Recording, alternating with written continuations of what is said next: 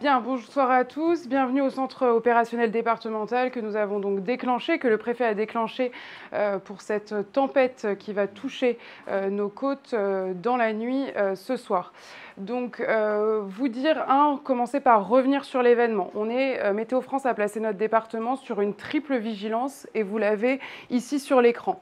Une vigilance d'abord au niveau des vents violents qui commence dès ce soir et qui s'arrêtera demain aux alentours de 10 h. Une vigilance vague submersion qui commencera demain à 3 h jusqu'à 6 h du matin. Et enfin, une vigilance pluie inondation qui commence également ce soir et qui, quant à elle, s'arrêtera à 6 h. Donc c'est ce contexte assez particulier qui a justifié de déclencher cette cellule de crise. Vous dire que ça fait déjà 48 heures que nous savons que cet épisode va arriver sur le département et donc ça fait un moment qu'on se mobilise. Donc avec tous les acteurs qui sont présents là, mais également d'autres acteurs, notamment la DIR Ouest, le conseil départemental, la préfecture maritime, enfin je ne les cite pas tous, mais tout le monde est très mobilisé. Nous préparons cet épisode pour qu'il se passe du mieux possible.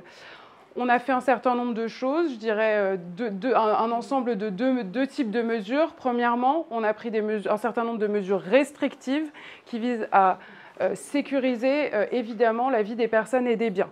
Donc, par exemple, on a pris la décision aujourd'hui d'évacuer tous les campings et avec l'aide des maires, tous les campings du département, en tout cas tous ceux dont on avait la connaissance, ont été évacués. On a également interdit l'accès aux poids lourds en raison du danger que cela peut présenter. Et donc les poids lourds ont interdiction entre ce soir 20 h et demain 8 h de circuler sur le département.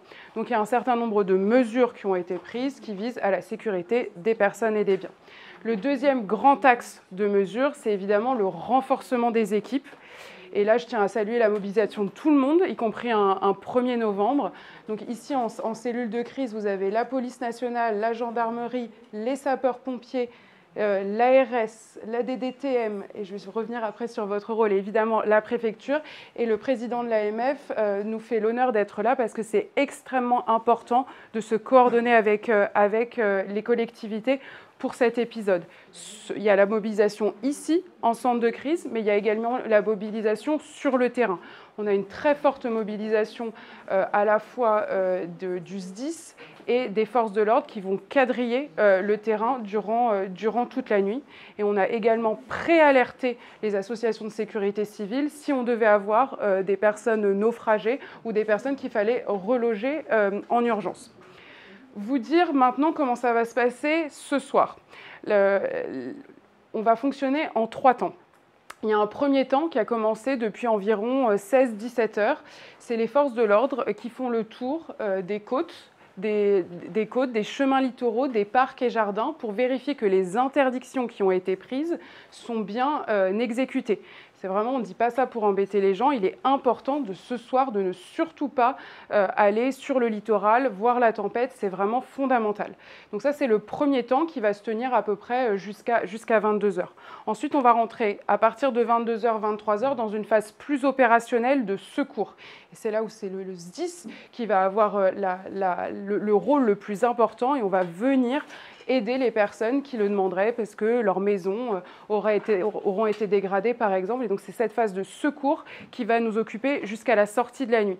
Et à la sortie de la nuit, on aura un 3e temps qui est le temps de la reconnaissance pour voir, en particulier sur les axes réseau, comment on peut reprendre ou non le trafic.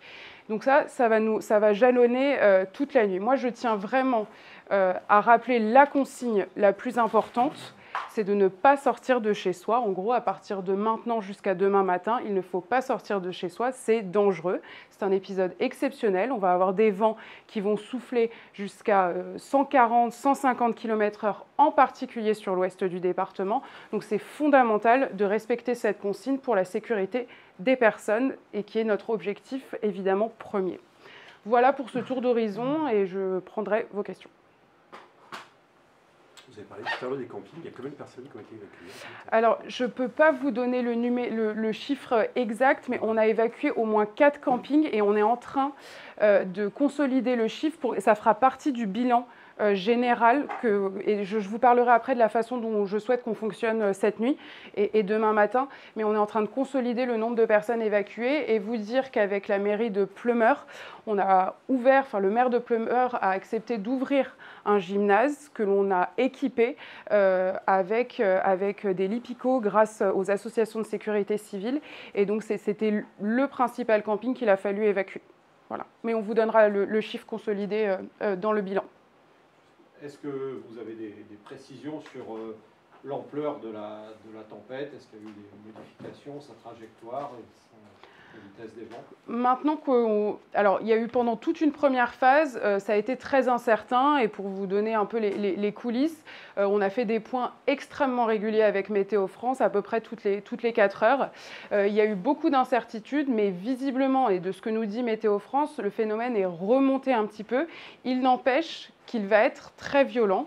Et donc, on attend sur les côtes des vents qui pourront aller potentiellement jusqu'à 150 km/h, et à l'intérieur, dans le centre-Bretagne, entre 110 et 130 km/h.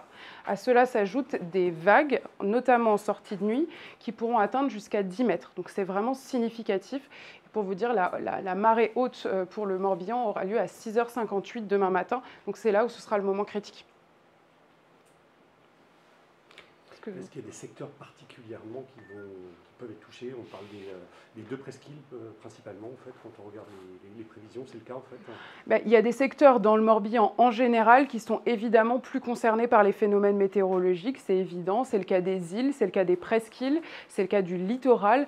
Mais là, vraiment, le phénomène pourrait toucher tout le département, et ce qui est vraiment important, c'est qu'on véhicule un message de vigilance générale et pas seulement pour les personnes qui sont sur le littoral.